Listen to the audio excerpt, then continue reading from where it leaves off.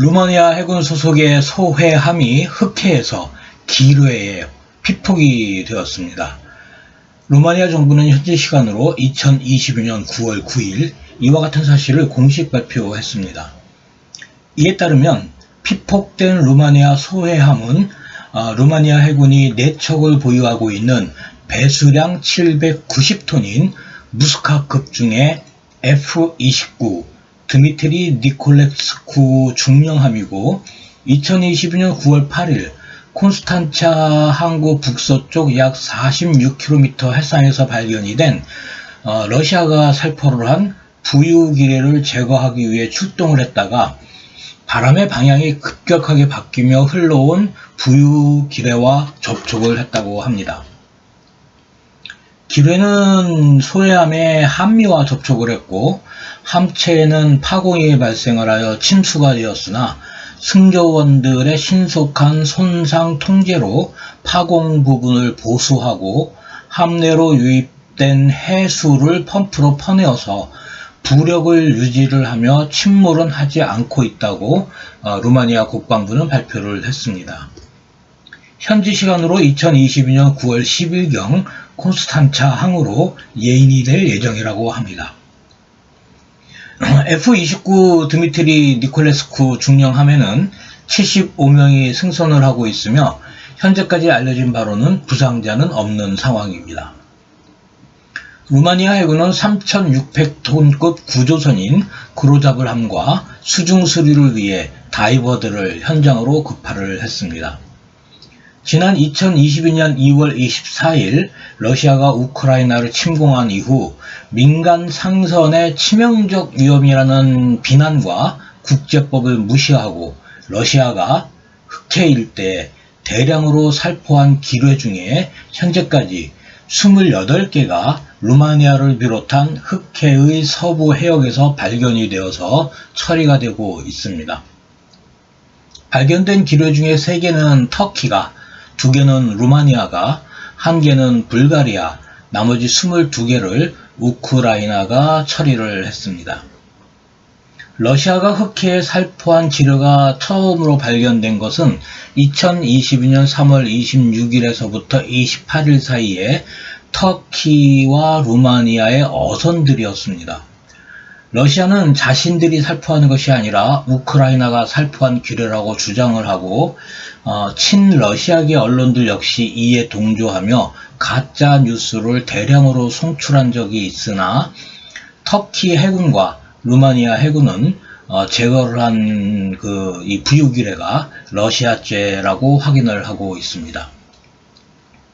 러시아는 2022년 5월 17일 마리우폴을 함락을 시킨 후에 2022년 5월 26일자로 국제해사위원회 IMO에 제출한 서류에서 마리우폴 앞바다의 소해 작전이 종료가 되었으며 인도주의적 회랑이라고 설명이 되는 안전 통로가 설치되어 있었다라고 설명을 하고 있습니다. 마리우폴 봉쇄에 기뢰가 동원되었음을 스스로 공개했던 것입니다.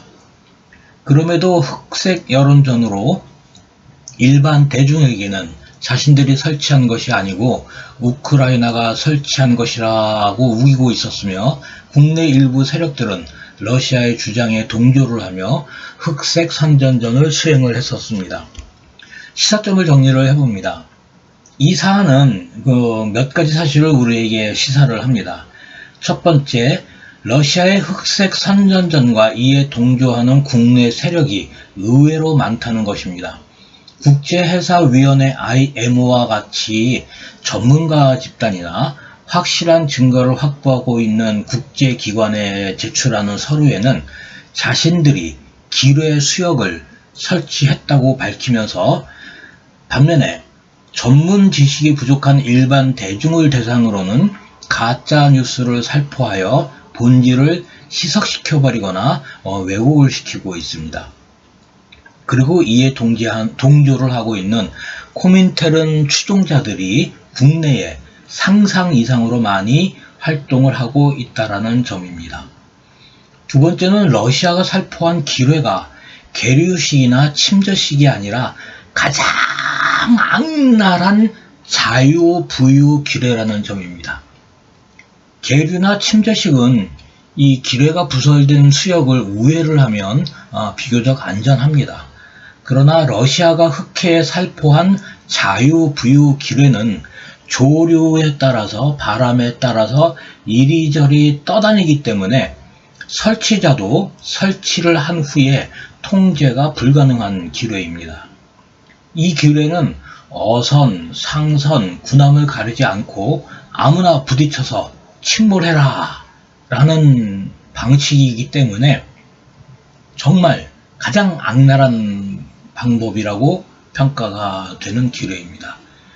러시아의 전쟁 규범과 전쟁법 수행, 그리고 러시아 정부 푸틴의 도덕성을 볼 수 있는 사안입니다. 그럼에도 불구하고 푸틴을 찬양하는 국내 세력들이 많음은 참으로 개탄할 만한 일이라고 하겠습니다. 세 번째는 루마니아 소해함의 피폭 사례입니다. 한반도 유사시에도 북한은 6.25 한국 전쟁처럼 부유식 기뢰를 서해와 동해에 대량으로 살포할 것이 분명합니다. 해상 전력 중 수상 전투력의 절대 열세를 극복을 하고 한미연합 상륙 전력을 저지하기에 이 기뢰만한 무기체계가 사실 없기 때문입니다.